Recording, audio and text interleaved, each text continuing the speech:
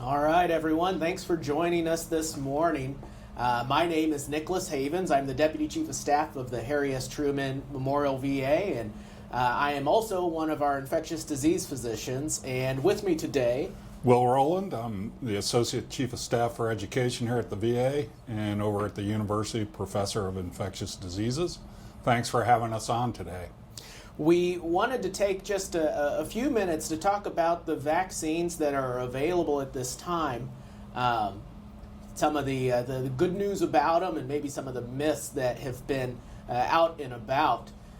We also want to make this as interactive as possible. So for those that are watching right now, feel free to type in any questions in the comment box, and we'll try to answer those throughout the discussion we have this morning. So everyone is probably aware we do have a few different vaccine options on the table. The first one to make it into the market was produced by Pfizer-BioNTech, followed shortly by a vaccine by Moderna. Now, both of these vaccines are manufactured more or less the same way. They're both what we refer to as mRNA vaccines. And it is relatively new technology. It has been developed for years and years and years, but I would say that these are without a doubt the most wide produced vaccines of this type already at this point in time. The way the mRNA vaccines work is you have the mRNA molecule, which really is just like a blueprint. It's an instruction set to make proteins. And the vaccine delivers a amount of this mRNA in a way that gets incorporated into a few of your body's own cells and slips the blueprint in so it can start manufacturing a specific protein, what's called an M-spike protein, which is normally found on the surface of the coronavirus virus. And because of that, your body will produce some of this protein in the cells that the vaccine hits. And your body, as soon as it starts producing that protein in those cells, will start recognizing it as a foreign invader. It's smart enough to determine this doesn't belong, and sets off your own immune system's ability to make antibodies against that one protein. The good news with that is if you were to ever be exposed to the COVID virus with that M-spike protein, it would immediately have antibodies available to say, hey, you don't belong here, and start the body's process to fight it off. What a normal, healthy immune system does, whether it's from a vaccination effort or from having the disease in the past and developing appropriate antibodies to it. It's a very, very specific protein that's being targeted, so very, very narrow in range. And the vaccine itself hardly has any ingredients in it whatsoever. It's that mRNA and the capsule that it's introduced into the body with, and it degrades very, very rapidly. mRNA is a very delicate molecule. Unfortunately, this has led to some of the issues with transportation and delivery. As you guys are probably aware, the super cold temperatures that are required for transporting the vaccine and how to store it and handle it is because that mRNA particle is so delicate it can degrade relatively easily. It works out very, very well during the vaccination effort because it doesn't stick around in your body for that long. Once your body has that shot in the arm and you start this process of developing antibodies, you get protection relatively quickly. Most of the studies, or the initial studies, and what we're seeing afterwards, since this has already been out for a couple of months now, is a couple of weeks after your first dose of the Pfizer vaccine, you had over 50% coverage or 50% efficacy. With the Moderna, it was a little bit higher. You would get all the way into the 70s what amount of protection against the virus could be obtained just with that single shot.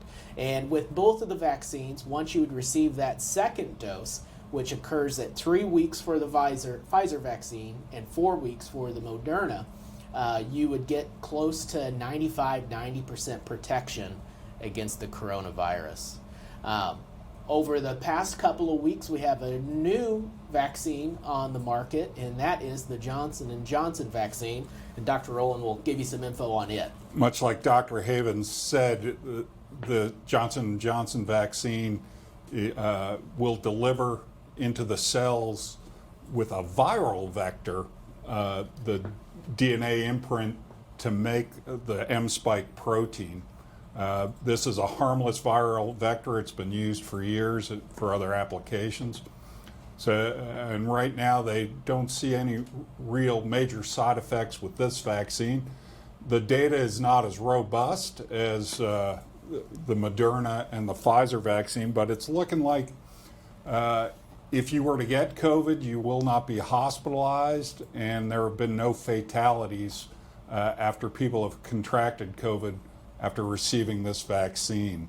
It is a one-shot deal, probably gives around 70% coverage, give or take, where you will have an inapparent infection if you come into contact with COVID. So it's nice to have options.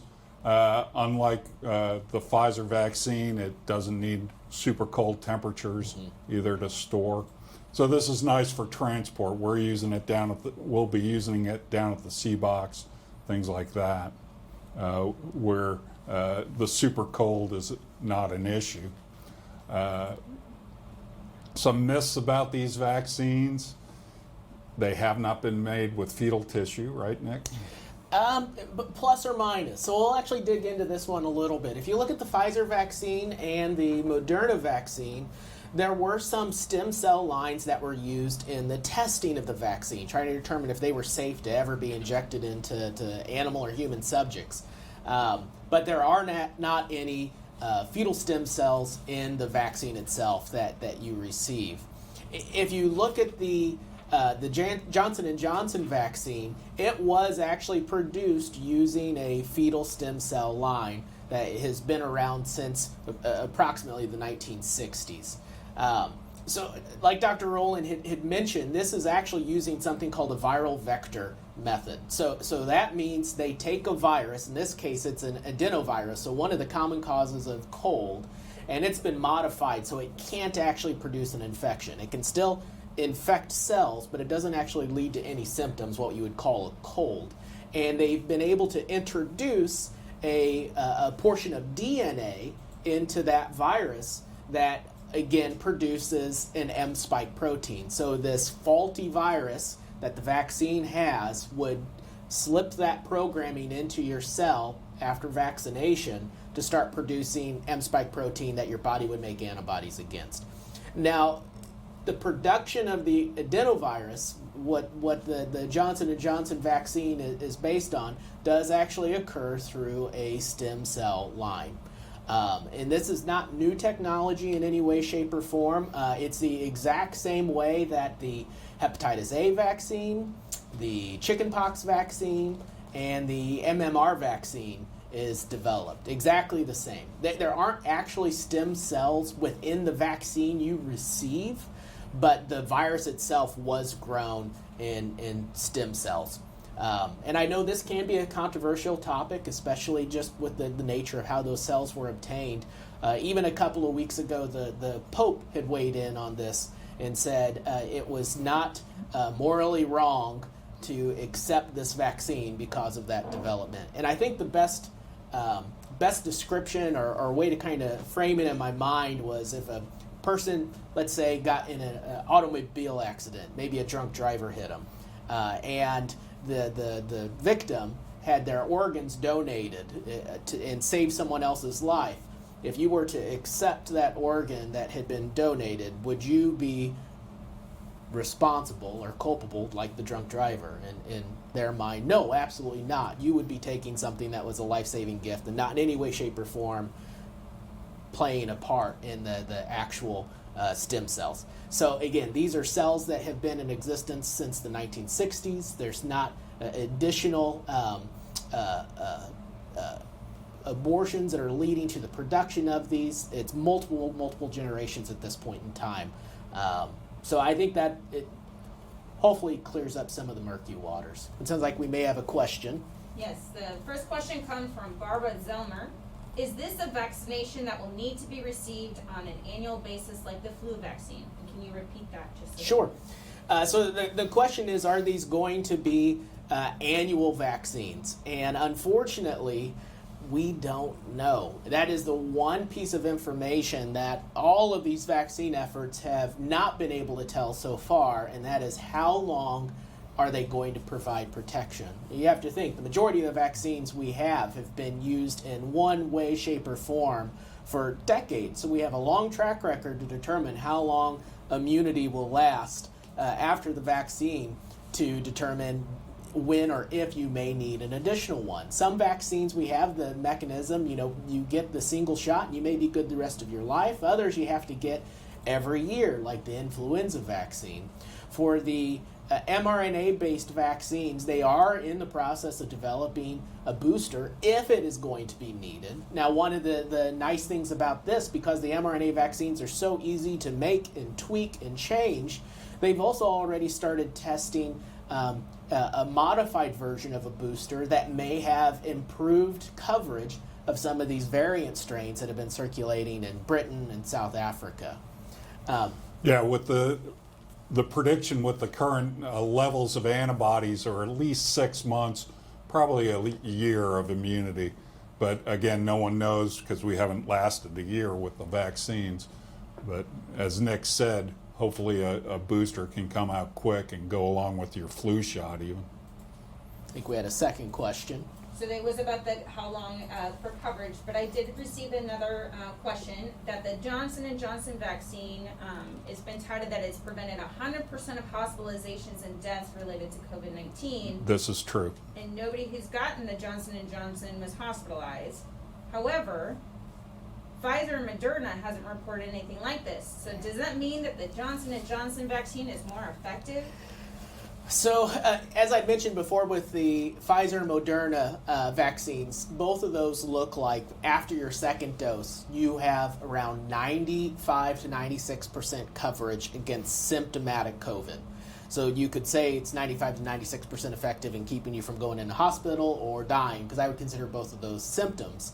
With the new Johnson & Johnson, there are a few different numbers that get tossed out. The first is 65%. It looks like the studies right now, what got it approved, show that it is 65% effective at preventing symptomatic COVID infections.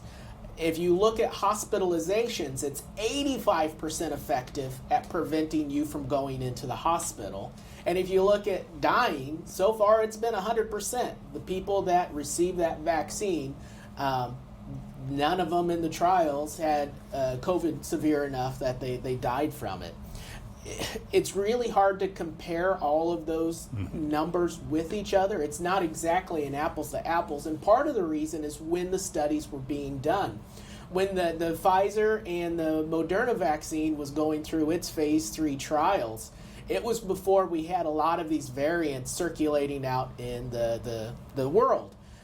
Not the case for the Johnson & Johnson. By the time its data was being collected in phase 3, we already had these, what we know to be a little bit more aggressive and more resistant viruses out and about. And that can actually be seen in some of the data on preventing symptomatic infections. If you looked at South Africa, the Johnson & Johnson data was actually only showing about 45 to 50% efficacy, as opposed to in the U.S. where we don't have a large amount of the South African strain circulating around. The numbers were much, much higher.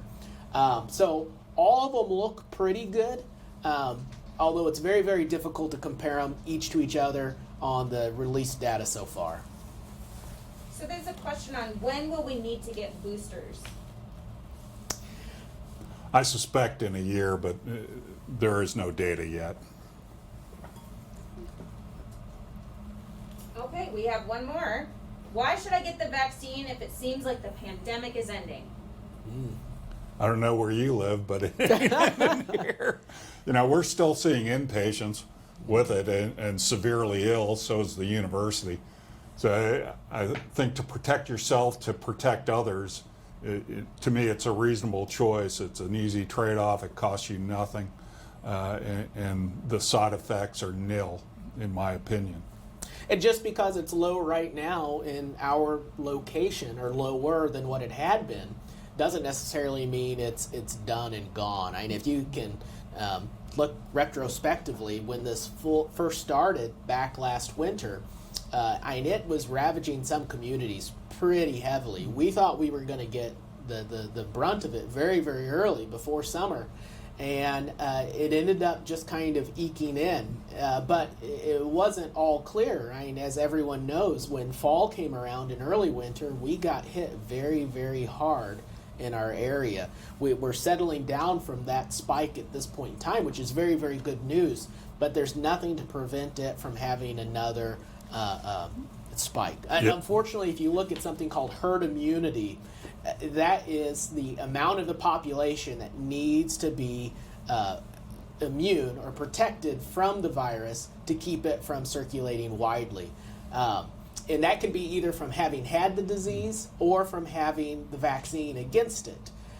If you look at some of our viruses like measles, you need close to 95% of the community with active antibodies against it to prevent it from having outbreaks and circulating around.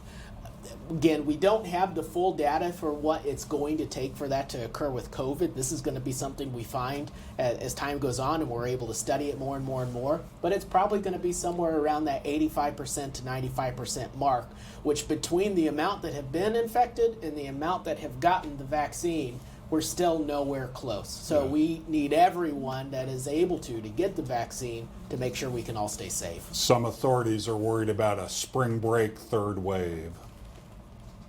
I'll toss out a hopefully easy one. Are there microchips in the vaccine? No microchips. Unfortunately, if it could unlock my car, I would have paid extra. So we had a question on, can you still get COVID after getting the vaccine? So you can. It's usually an asymptomatic infection, so somebody would have to be looking for it in a trial, things like that. But the idea is it'll reduce your risk of illness. With a lot of vaccines, even if you get it, you won't be as ill, if you will.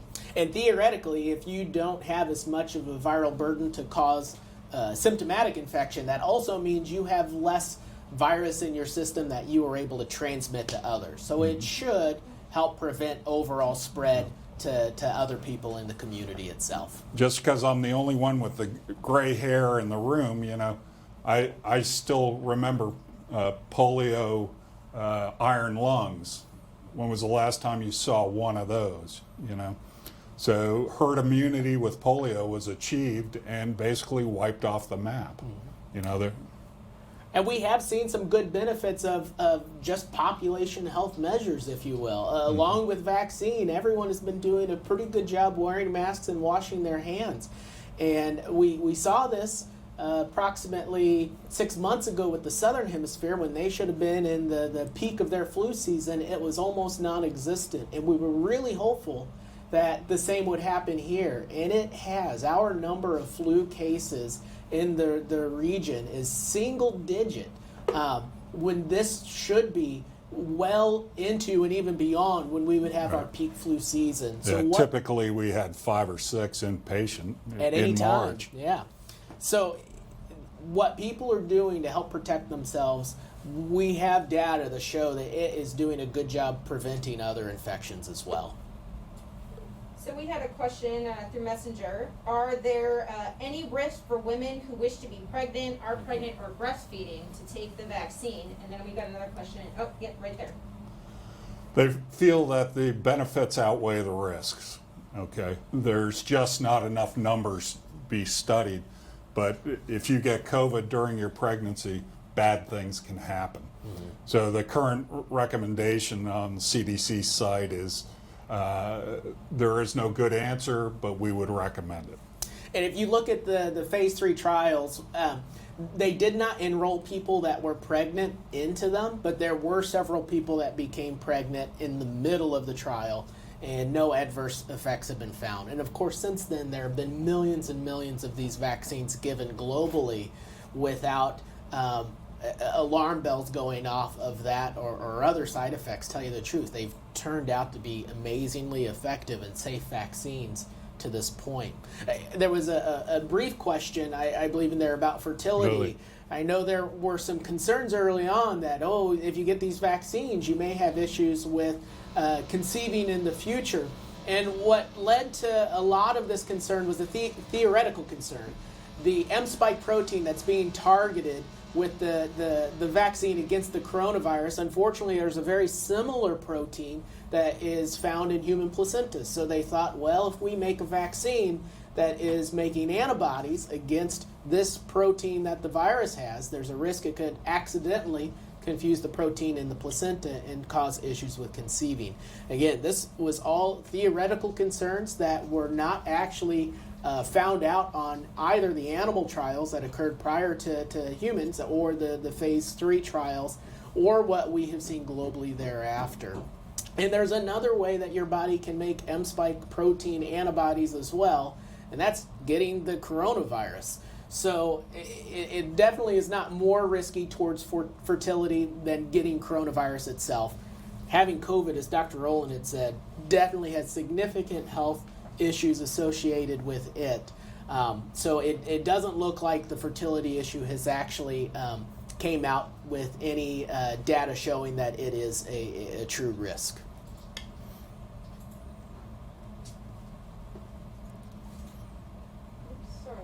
And most other vaccines are safe in pregnancy too. So. I'll toss another one out. What about kids? Should they get vaccinated? I don't know. I'm not allowed to go near kids. The trials He's got the PEDS boards. For Pfizer, we're only looking at those aged 18 and above. Same with Johnson & Johnson. The Moderna vaccine went down to 16 that they did the trials on, so it is approved for age 16 and above. There are current trials underway looking at safety in children, specifically for the Moderna vaccine that we're aware of. Hopefully we're going to start getting some data on all of the vaccines in that category over the next few months. Looking on paper again, it does not appear that there would be anything specific in the vaccines or how it produces an immune effect that would be of high risk to children receiving it or any more reactions. So we had a question on, after getting the vaccine, do I still have to wear a mask around people in private? And can I still spread COVID to others post-vaccination? It is still recommended you wear a mask. There is theoretical risk that you will be asymptomatic and transmit. I think it's more theoretical than anything, again, a hard thing to test. But you can swab positive for virus in your nose after the vaccine. Mm-hmm. So it's tricky. I think community-wise, it is a very good thing to continue wearing a mask even after you have received the vaccine, just because there is a chance that you could be transmitting a small number of particles. I will say if everyone has been vaccinated, the chances of spreading from one vaccinated person who happened to get an asymptomatic infection to another person, that begins to become a very unlikely scenario. You would require pretty much 2 vaccine failures side to side to cause problems there. But out in the community at large, where we definitely know not everyone has been vaccinated or had coronavirus yet, wearing a mask is a good idea. And again, we're not testing asymptomatic people that much anymore, so hard to know. So there's a question on, after having the COVID vaccine, how long is a person immunized? I've heard anywhere from 3 months to a year. Yeah, they extrapolate from how high your antibody level is, concentration in your blood, and probably out to a year. The nice thing about the immune system is in a lot of these diseases, you won't detect any antibody, but if I come into contact with that disease, all of a sudden I'm very well protected. Mm-hmm. It's what we call an amnestic response. Mm-hmm. It wakes up, it remembers it. So time will tell, but I would say at least the best data is about 6 months to a year right now. Yeah. But hopefully, that's why I survived the bird flu, because I probably saw it as a little kid and survived, and when it hit big time and started killing us old people, it didn't kill me. The immune system is pretty complex. Unfortunately, there are a lot of ways that it works that we don't have a commercially available lab test for. And this led to a lot of the confusion with coronavirus itself. After the infection, how long would you be protected for? The only easy way that we can measure how protected you are against an infection is, do you have circulating antibodies against it? And in the case of a natural coronavirus infection, the amount of antibodies you have floating around in your system start to wane down after about 3 months. So at that point, it becomes a question. Are you protected? Are you not protected? You likely are for a while yet because of the other ways your immune system works to develop a robust response to infections and prevent you from getting it again. But we just don't have a way to test that. Yeah, it's an interesting question because we've had a lot of patients who were infected over 3 months ago. They come in for some other reason, an operation or something, get swabbed, and bingo, they're positive, but they have no respiratory complaints. So it's an interesting thing. Does the virus hang around that long too? Probably. I'll toss one out. If you've had the coronavirus, should you get the vaccine? Yes. It's an added measure of protection. So who can get the vaccine right now, and what tier are you vaccinating? Sure. So the question was, who can get the vaccine right now, and what tier are we vaccinating? So one of the good things about us at the VA and the veterans we serve is we have a different ability to vaccinate within the federal system compared to what the state currently does, and the state delivered vaccines to everyone else around us. And for us, we are able to pretty much move as fast as we can. We have distributed a large number of vaccines so far and have enough at this point in time. We've opened it up. If you are a veteran eligible for VA care, VA benefits, you can get vaccinated right now, regardless of what age you are or underlying health conditions. If you want the vaccine, please call in, call your PAC team. We'll get you scheduled to get a vaccine in your arm. Same for our employees and volunteers, too. Our state currently is still doing only age 65 and over or with health concerns.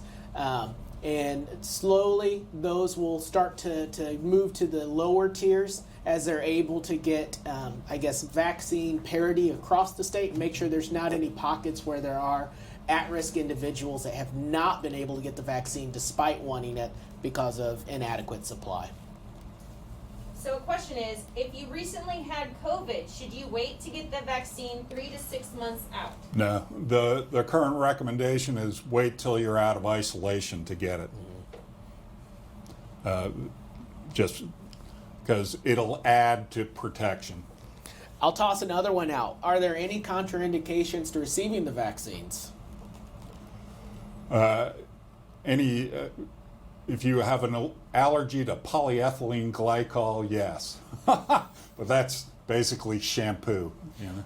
So the polyethylene glycol, what's in Miralax or the Go Lightly you may have to take before colonoscopy prep, it is used in the production, so there may be some traces of it left in the vaccine. Yeah. So if you have an allergic reaction to polyethylene glycol, at least the Moderna and Pfizer vaccines, stay away from them. What if you have an egg allergy? Stay away from the Johnson & Johnson. But the Moderna and Pfizer is fine. What about if you had an allergy to the flu vaccine? Don't worry about it. No cross-reactivity. There's a question, if you had Guillain-Barré, is it safe to take this vaccination? So the studies so far have said Guillain-Barré to a prior vaccine is not a contraindication to getting this vaccine. And a lot of that is because they are so different than any other vaccine that has been on the market. There's not a lot of similarities, both in its production method, what's included in the vaccine itself. So the recommendation is still to receive the vaccine in those cases.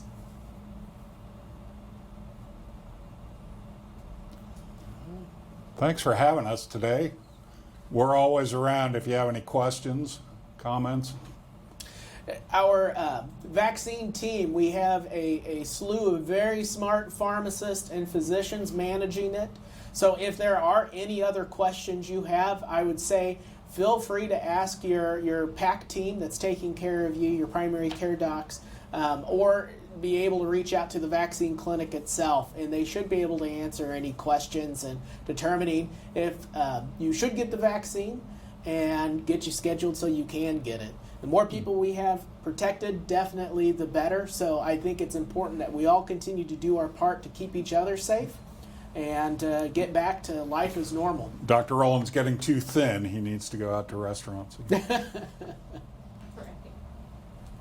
All right, thank you, everyone. Thank you.